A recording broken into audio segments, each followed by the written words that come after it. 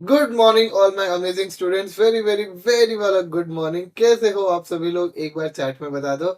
Good morning Ankita, good morning Kanishka, Anshita, good morning Payal, good morning Hazra, good morning Shikhar. Shikhar भाई, पायल, साथ में हो तुम दोनों?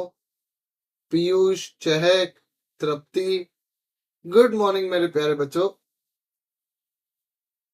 कैसे हो कैसे हो कैसे हो? कैसा लग रहा है?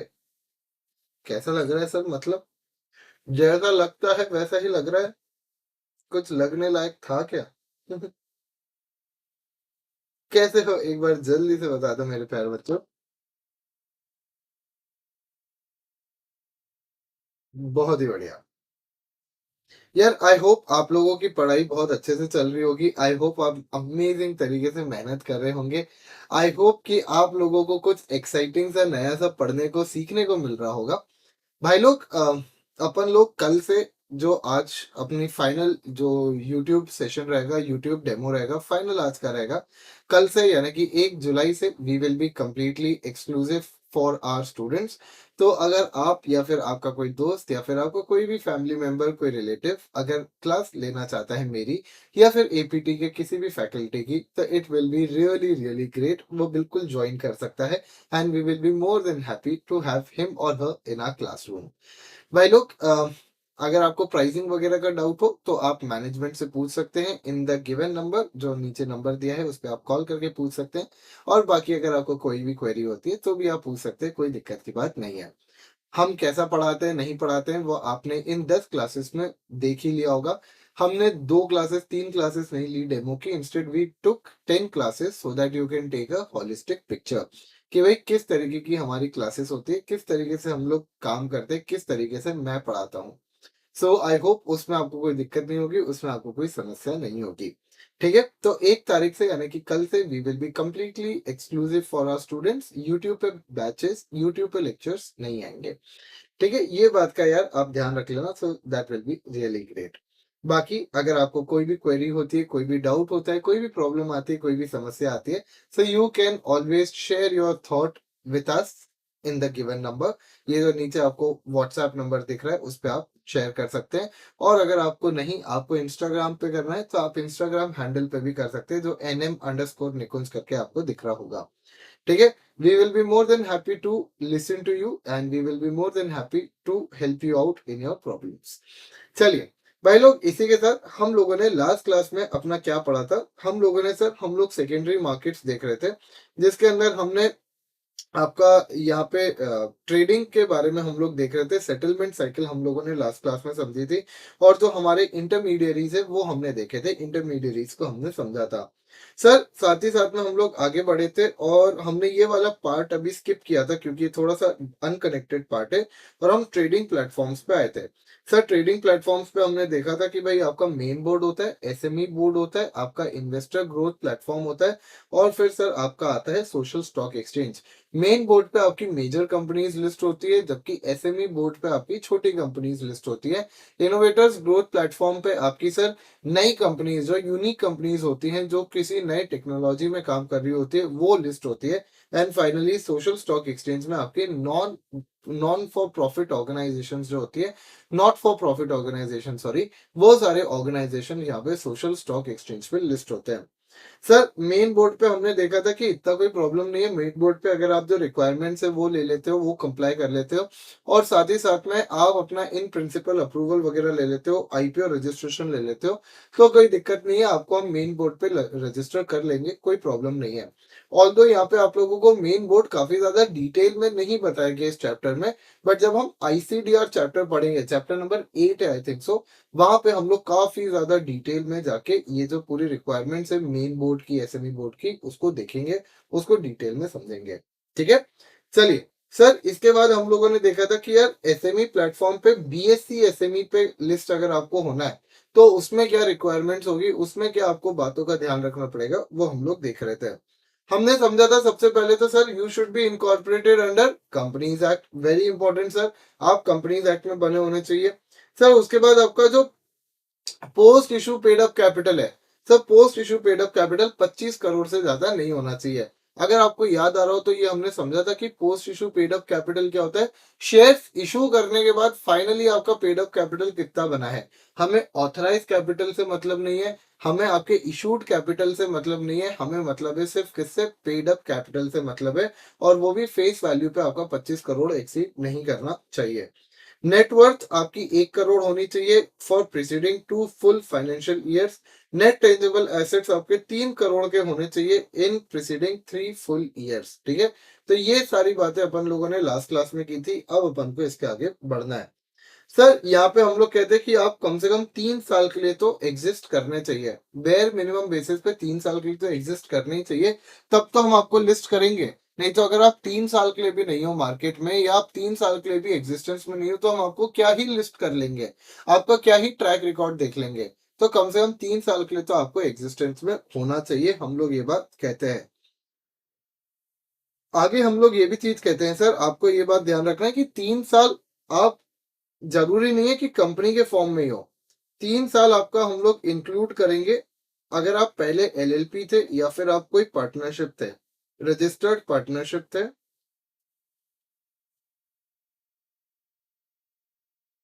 या फिर कोई प्रोप्राइटरी कंसर्न थे।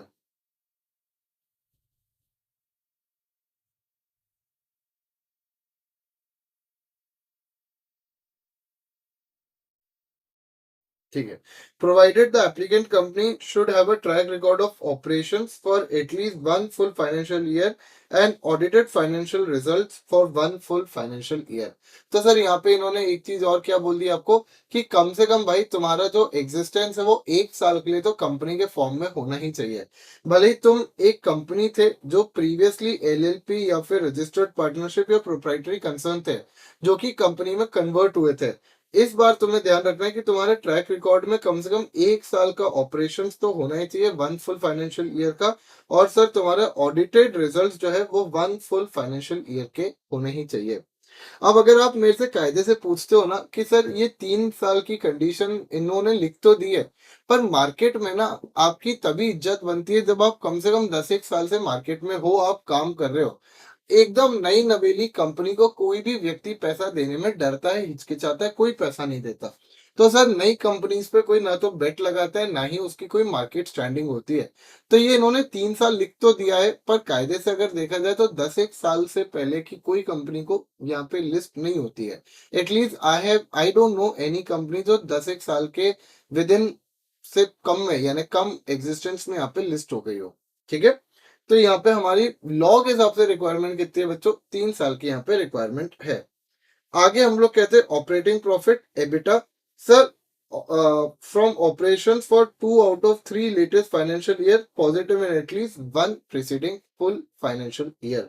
तो सर आपका एक ऑपरेटिंग प्रॉफिट होना चाहिए at least 2 of the last 3 financial years में से, कम से कम 2 साल में तुम्हारा ऑपरेटिंग प्रॉफिट तो हो ही हो। और आगे हम लोग कहते हैं कि कोशिश करना है कि 1 साल तो एटलीस्ट तुम लोग पॉजिटिव रहो। ठीक है, तो 1 साल अपन को एटलीस्ट पॉजिटिव रिजल्ट शो करके दिखाना है, और तुम्हारा ऑपरेटिंग प्रॉफिट जो है वो एटलीस्ट 2 साल में तो होना ही चाहिए। ठीक है, हम लोग ये बात कहते हैं। सर ऐसा क्यों, क्योंकि लॉस मेकिंग कंपनी को हम लिस्ट करा के क्या ही कर लेंगे। एक अगर कंपनी अगर लॉस मेकिंग है, देखो लॉस मेकिंग भी अलग अलग तरीके से होता है।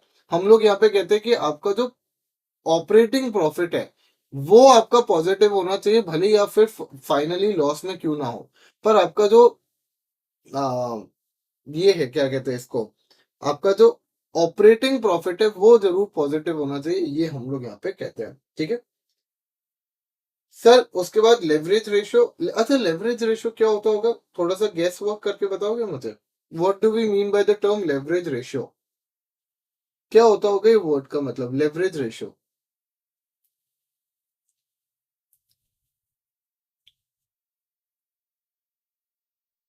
वेरी गुड, क्या बात है पायल, वेरी गुड बच्चे। Sir debt to equity ratio, हम लोग यहाँ पे कहते हैं सर आपका debt to equity ratio should not cross 3:1। ठीक है, तो आपका जो डेट टू इक्विटी रेशियो है दैट शुड नॉट क्रॉस 3:1, ये हम लोग बात बोलते हैं। Promoter shareholding dematerialise form में होनी चाहिए, वेबसाइट होनी ही चाहिए, प्रमोटर चेंज लास्ट 1 साल में नहीं होना चाहिए, है ना? आपका जब भी आप फाइलिंग कर रहे हो स्टॉक एक्सचेंज के पास, उसके 1 साल पहले तक में आपका कोई प्रमोटर चेंज नहीं होना चाहिए।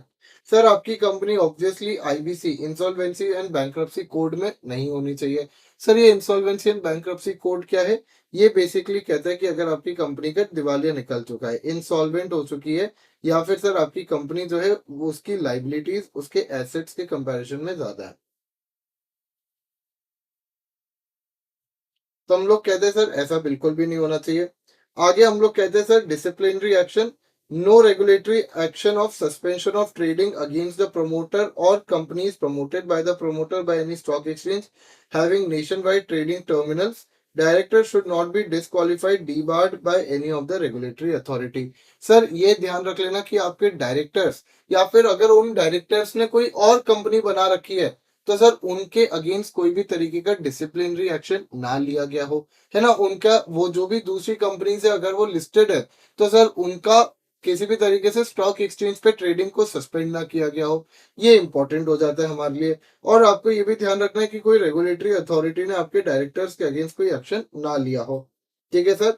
डिफॉल्ट आगे हम लोग कहते हैं no pending defaults in respect of payment of interest और principal to the debenture bonds या फिर fix deposit holders by the applicant, applicant company, applicant company, promoters, promoting companies etcetera.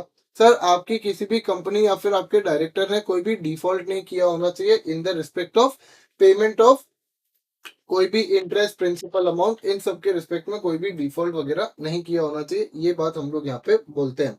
Sir name change, आपका अगर नाम बदला है, भाई वैसे तो लॉ कहता है कि नाम में क्या रखा है, शेक्सपियर भाई साहब बोल के गए थे नाम में क्या रखा है, what's in the name. But sir यहाँ पे लॉ बहुत इंपॉर्टेंस देता है। लॉ कहता है यहाँ पे कि अगर आपका नाम बदला है within the last 1 year, at least 50% of the revenue calculated on a restated and consolidated basis for the preceding one full financial year has been earned by it from the activities indicated in the new name. Sir इस line का मतलब क्या होता है? ये बच्चे ना थोड़ी सी गड़बड़ी करते हैं यहाँ पे इस लाइन को समझने में। बच्चों यहाँ पे ध्यान देना, एक सेकंड देना यार, ये वायर टूट ना जाए मेरा। मेरे को कभी कभी डर लगता है भाई, ये एप्पल प्रोडक्ट्स के चार्जर इतने ज्यादा महंगे आते हैं कि एकदम मौत ही आ जाती है। डर सा, डर का माहौल हो जाता है भाई। सही। एक वायर तो 500-600 रुपए की है, यानी सॉरी 1500-1600 रुपए की आती है इसकी। चलो क्या, सर नेम चेंज का यहाँ पे मतलब क्या है, ध्यान से सुनना। सर मान लीजिए मैंने ना एक कंस्ट्रक्शन कंपनी बनाई थी, Pappu constructions.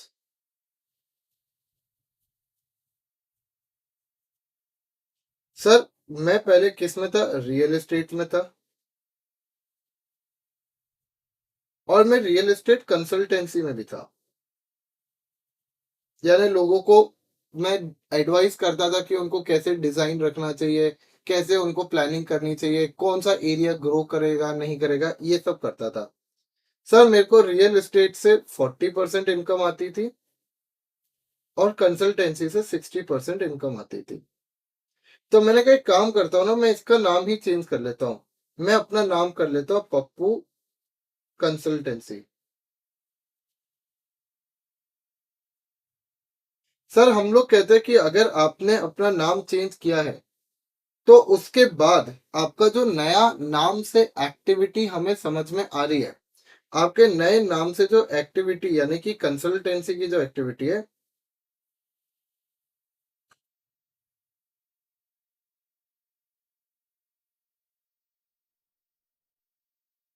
That should earn at least at least 50% of the revenue, at least 50% of the revenue.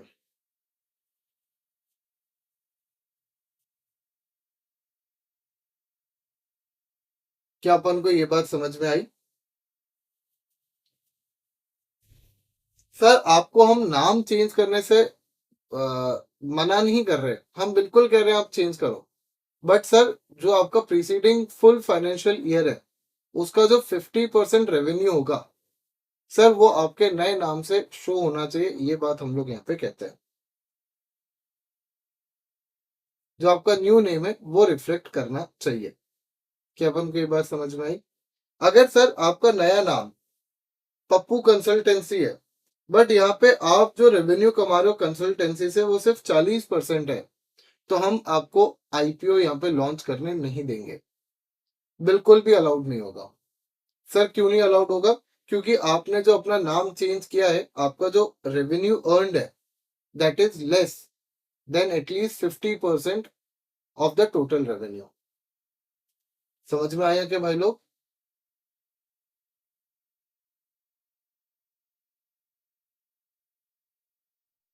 जल्दी से बताओ, क्या अपन को ये बात समझ में आई?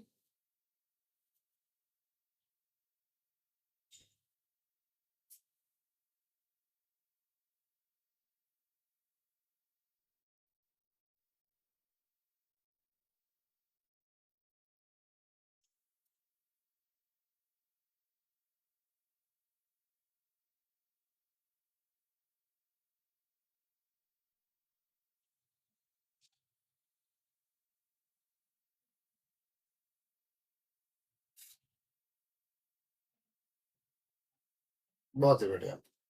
और sir winding up, there is no winding up petition against the company which has been admitted by the court. Sir company के अगेंस्ट अगर वाइंडिंग अप भी प्रोसेस चल गया है तो फिर तो मतलब ही क्या बच गया ना। तो ये बात हम लोग कहते हैं। अब सर इसको ना याद करने का एक तरीका है, बहुत ही सिंपल तरीका। क्या है सर? मेरी कंपनी, ध्यान से सुनना, मेरी कंपनी ने 25 करोड़ का पेड अप कैपिटल दिया, 25 करोड़ का पेड अप कैपिटल दिया। आगे सर, मैंने जो डेट लिया था वो 3 टाइम्स था ऑफ माई इक्विटी।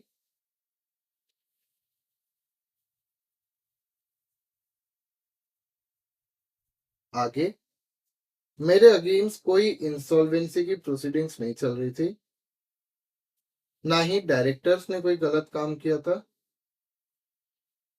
ना ही कोई डिफॉल्ट मैंने कभी लोन वगैरह में किया है। ठीक है। आगे, आगे मैं कहता हूं कि मेरा भगवान ने बहुत कुछ दिया है। मेरा जो नेट टेंजिबल एसेट है वो 3 करोड़ रुपए का है। मेरा जो प्रॉफिट है, नेट वर्थ है सॉरी, वो 2 करोड़ की है। 2 CR, sorry 1 CR, 1 CR, 1 CR है। मेरा जो एबिटा है, ऑपरेटिंग प्रॉफिट है,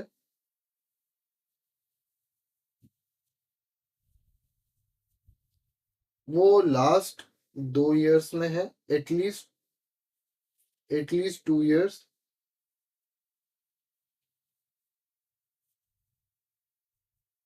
आउट ऑफ 3। ये भी देखा, नेट टेंजेबल एसेट 3 करोड़ है इन लास्ट 3 इयर्स। और फाइनली यहाँ पे जो एक पॉइंट आ जाता है,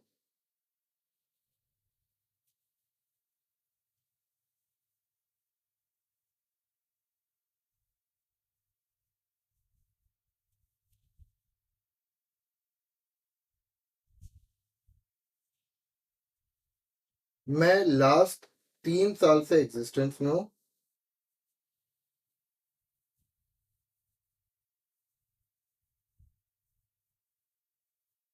प्रमोटर्स लास्ट 1 ईयर में चेंज नहीं हुए हैं।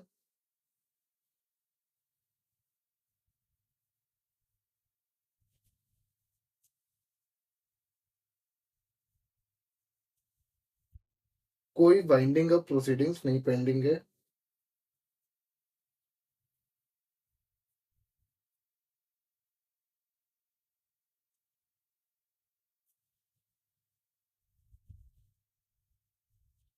सिंपल। आई थिंक सो हमने सारे पॉइंट्स कवर कर लिए, इसके अंदर कोई बच नहीं रहा है। शेयर होल्डिंग डीमटेरियलाइज होनी चाहिए, वेबसाइट मैंडेटरी है, ये तो बेसिक पॉइंट्स है। ठीक है सर, ऐसे याद करेंगे तो अपन को ज्यादा अच्छे से याद हो जाएगी चीजें। और आपको यहाँ पे डेफिनेटली मेरे को ऐसा लगता है कि भाई कहीं अंदर से इस पे क्वेश्चन बनाना चाहिए इंस्टीट्यूट को। क्योंकि इसके अंदर इंटरनल पॉइंट्स बहुत अच्छे अच्छे हैं। जैसे कि सही, operating profit from operation for 2 out of 3 latest financial year, positive in at least one preceding financial year. तो सर इस पे से आपका एक क्वेश्चन बन सकता है कि सर ऑपरेटिंग प्रॉफिट ऑपरेशन से तो लास्ट 2 साल में प्रॉफिट है, बट सर पॉजिटिव नहीं हुआ है अभी तक, कंपनी पॉजिटिव नहीं हुई है। सर बिल्कुल यहाँ पे आपका एक अच्छा सा क्वेश्चन बन सकता है, मुझे ऐसा लगता है। नेटवर्थ पे क्वेश्चन बन सकता है, एक बहुत ही बेहतरीन सा। तो इस तरीके के क्वेश्चंस बन सकते हैं, मुझे ऐसा लगता है। क्या सभी को ये बीएससी एसएमई प्लेटफॉर्म समझ में आया, एक बार बता दो।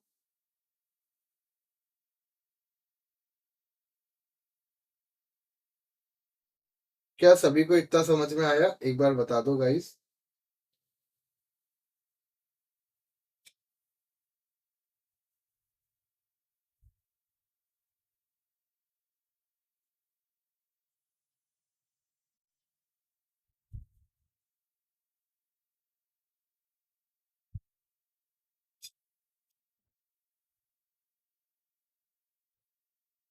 भाई मैं तो अगर पेपर बनाऊंगा तो अच्छा खासा लेवल का बनाऊंगा यार, ये ऐसे सिंपल सिंपल पेपर नहीं बनाने चाहिए, थोड़े से अच्छे पेपर ही बनने चाहिए, तभी तो मजा आएगा तुम लोगों को। बताइए, लेवरेज रेशियो का मतलब होता है कि आपका जो डेट टू इक्विटी रेशियो है दैट कैन बी 3:1। यानी अगर आपने 10 रुपए खुद के लगाए हैं तो आपने बैंक से 30 रुपए उधारी ले ली है। टोटल 40 रुपए करने के लिए आपने 10 रुपए खुद के लगाए हैं और 30 रुपए आपने बैंक से ले लिए, इससे ऊपर नहीं हो सकता अलाउ। इससे ऊपर हम आपको अलाउ नहीं करेंगे बैंक से पैसा लेना। ये होता है लेवरेज रेशियो। समझा?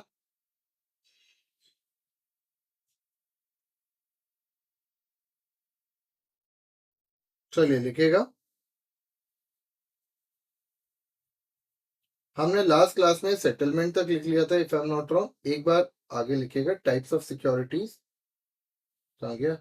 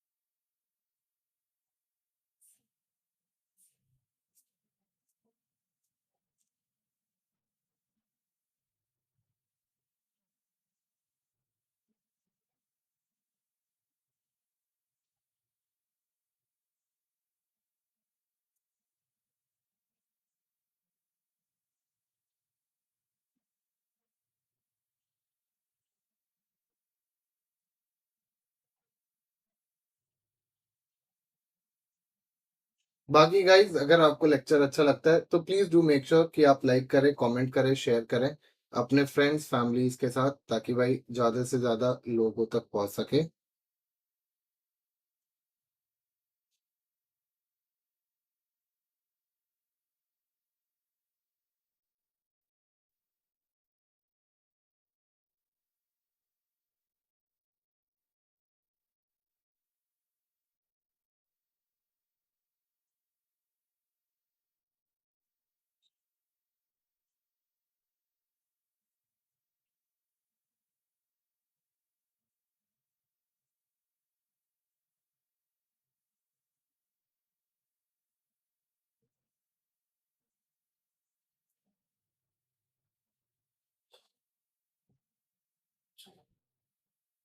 एंड बीइंग ट्रेडेड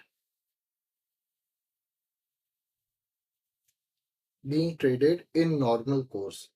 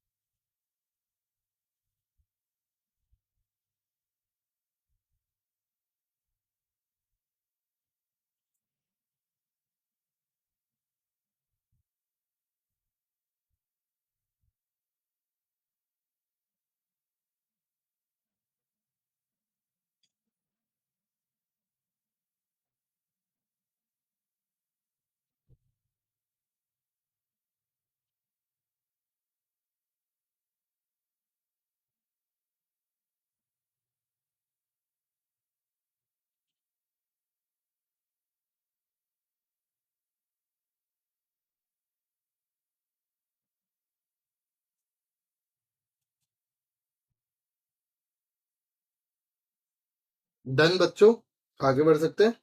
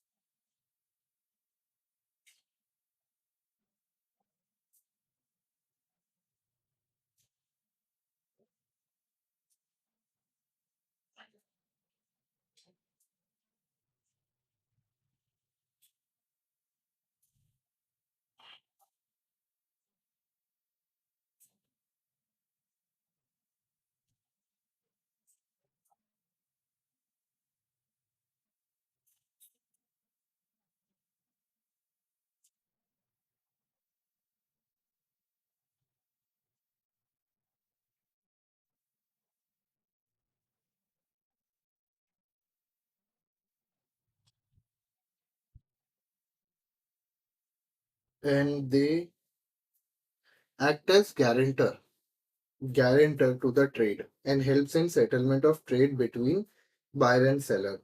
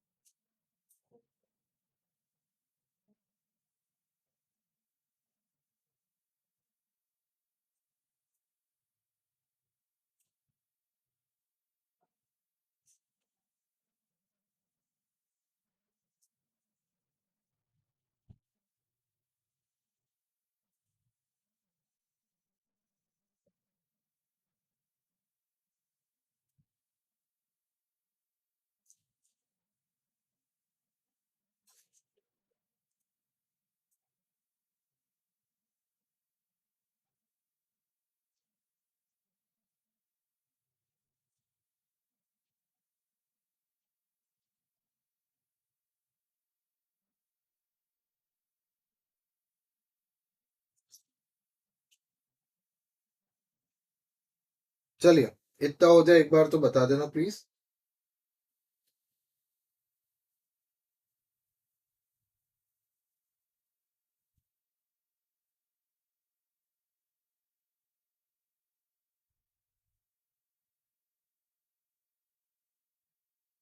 सारे पॉइंट्स लिख लिए।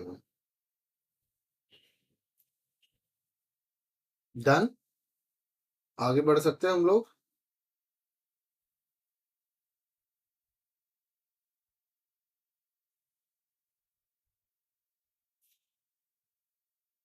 चलिए,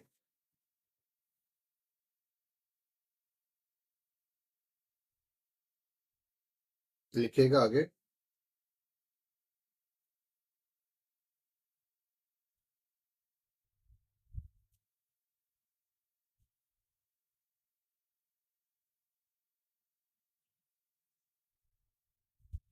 ट्रेडिंग प्लेटफॉर्म्स इन इंडिया।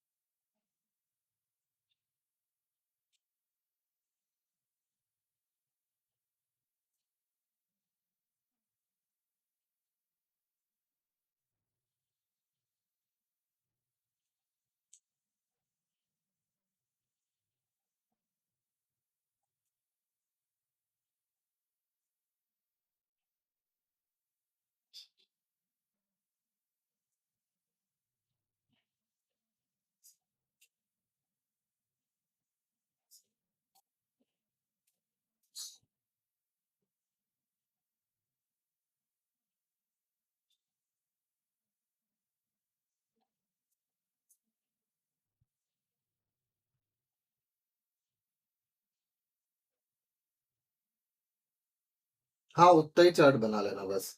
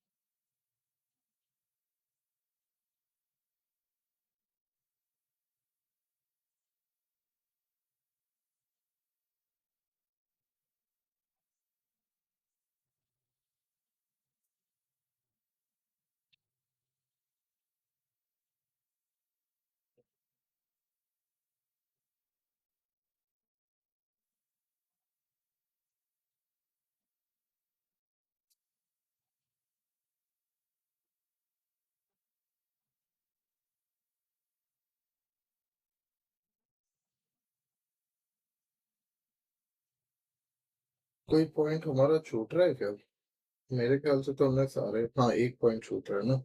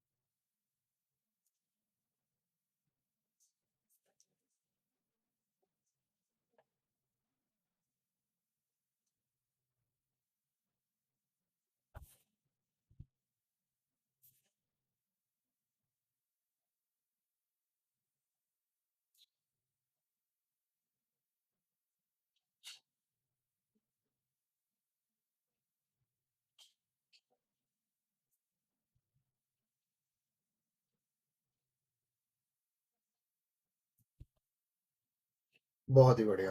मेरे ख्याल से हमने सारे पॉइंट्स कवर कर लिए अब तो। हाँ, ये और लिख लो बस।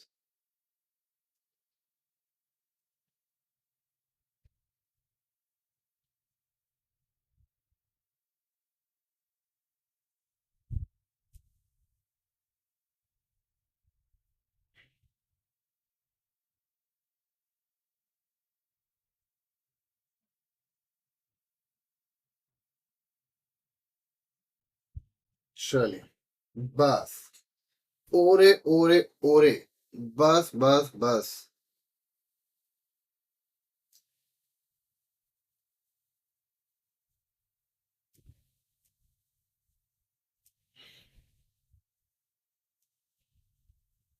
ये आपकी किताब में काफ़ी बड़े लेवल पे दिया हुआ था। हमने इसको काफ़ी क्रिस्प तरीके से लिख दिया है। तो आई होप आप इसको एप्रिशिएट करेंगे। बहुत ही अच्छे से हमने इसको छोटे से में लिख दिया पूरा का पूरा।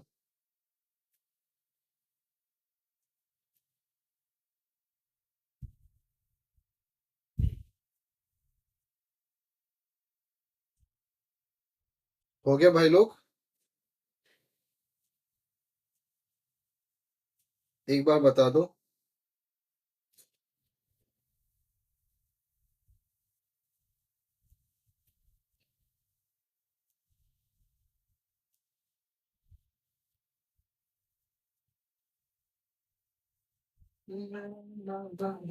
ठीक है, अब तो यानी कि फिर सिंपल सिंपल पॉइंट्स आएंगे। ठीक है। ठीक है। चलिए, आई होप इतना समझ में आया होगा। अगला एक पॉइंट छोटा सा अपन लोग देख लेते हैं बस। सर, अगला यहाँ पे हमारे पास जो पॉइंट आता है वो है एनएससी इमर्ज का प्लेटफॉर्म। इस पे आपको क्या कंडीशंस को फॉलो करना पड़ेगा, ये आपको यहाँ पे बताया गया है। यहाँ पे आपको बताया गया कि यार आपको ध्यान रखना है, हम सिर्फ एनएससी इमर्ज देखेंगे अभी, ठीक है? मेन बोर्ड मत देखना।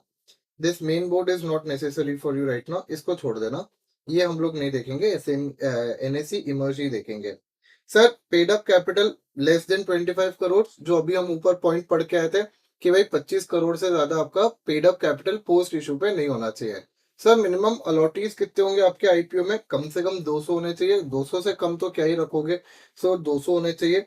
सर, आपको ड्राफ्ट रेड हियरिंग प्रोस्पेक्टस जो है उसका ऑब्जर्वेशन यहाँ पे कौन देगा? एक्सचेंज देगा। यानी कि आप जब अपना जब भी आप अपना इशू करने जाते हो ना, जब भी आप अपनी सिक्योरिटीज इशू करते हो, तो आपको एक प्रोस्पेक्टस देना पड़ता है जिसके अंदर आप डिटेल में सारी इंफॉर्मेशन बताते हो, हर चीज बताते हो, apart from one thing which is the price of the shares. तो आप प्राइस ऑफ द शेयर्स नहीं बताते हो कि हम किस प्राइस पे इशू करेंगे, क्योंकि आपको खुद ही नहीं पता होता। क्यों नहीं पता होता? क्योंकि आप एक बैंड यूज करते हो, यानी एक परसेंटेज बैंड होता है जिसको यूज किया जाता है। और वहां पे इन्वेस्टर्स फिर अपने प्राइसिंग के हिसाब से सिक्योरिटीज को परचेज करते हैं। सर, तो यहाँ पे एक्सचेंज जो है वो रेड हियरिंग प्रोस्पेक्टस जो होता है, ड्राफ्ट रेड हियरिंग प्रोस्पेक्टस, उसको देखता है, रिव्यू करता है और उसके बाद इसको आगे अलाउ करता है।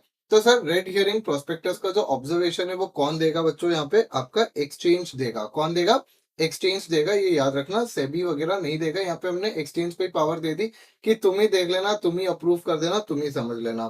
सर यहाँ पे आपको अंडरराइटिंग भी करनी पड़ेगी, आईपीओ अंडरराइटिंग। अब ये अंडरराइटिंग क्या होता है, ये हम लोग कुछ समय में समझेंगे, थोड़ी देर में। बट ये चीज याद रखना कि 100% अंडर रिटर्न होना चाहिए आपका सब्सक्रिप्शन। ठीक है सर। सर मार्केट कैप वगैरह पे हमें कोई रिस्ट्रिक्शन नहीं है। IPO size not less than 2 lakh रुपए। तो सर आईपीओ एप्लीकेशन साइज यानी कि हर व्यक्ति जो एप्लीकेशन लगाएगा वो किससे ज्यादा नहीं होनी चाहिए, सॉरी किससे कम नहीं होनी चाहिए, 2 लाख रुपए।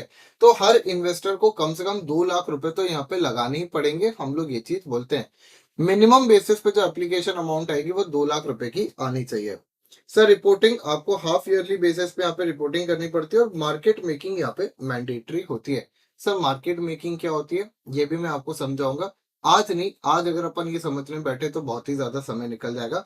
बट अभी के लिए ये याद रख लेना कि मार्केट मेकिंग भी आपके लिए मैंडेटरी होती है। तो दो वर्ड्स जो कि हम कल की क्लास में समझेंगे, दैट इज योर अंडरराइटिंग क्या होता है और ये मार्केट मेकिंग क्या होता है। बाकी मेरे को बता दो, सिंपल से पॉइंट से समझ में आ गए होंगे, एक बार बता दो। सर याद रखना, एसएमई एक्सचेंज पे जो आप पैसा लगाते हो उसका मिनिमम अमाउंट होता है 2 लाख रुपए। आपको 2 लाख रुपए तो लगाना ही पड़ेगा यहाँ पे। ठीक है। मिनिमम अलॉटीज कितने होंगे, 200 होंगे। आपका पेड अप शेयर कैपिटल किससे ज्यादा नहीं होना चाहिए, 25 करोड़ से ज्यादा नहीं होना चाहिए। सर यहाँ पे ड्राफ्ट रेड हियरिंग प्रोस्पेक्टस पे ऑब्जर्वेशंस कौन देगा, अपना एक्सचेंज देगा। सर प्रोस्पेक्टस क्या होता है, जब भी कंपनी पैसा रेस करने जाती है तो उसको डिटेल में अपनी सारी इंफॉर्मेशन देनी पड़ती है। Apart from one thing that is price of the securities, की सर प्राइस क्या होगी वो हमें नहीं पता होती है। वो हम बैंड मेथड यूज करते हैं, जिस मेथड को मार्केट मेकिंग कहा जाता है इनफैक्ट। तो ये चीज हम लोग यहाँ पे कहते हैं। मार्केट मेकिंग वगैरह क्या होता है ये चीज हम और डिटेल में समझेंगे, अभी इसको छोड़ देते हैं। ठीक है। चलिए, आई होप इतना अपन को समझ में आया होगा। नेक्स्ट क्लास में बच्चों इसको हम लोग कंटिन्यू करेंगे और चीजों को देखेंगे, समझेंगे और इस चैप्टर को आगे बढ़ाएंगे। कल से आपकी क्लासेस यूट्यूब पे नहीं डलेंगी।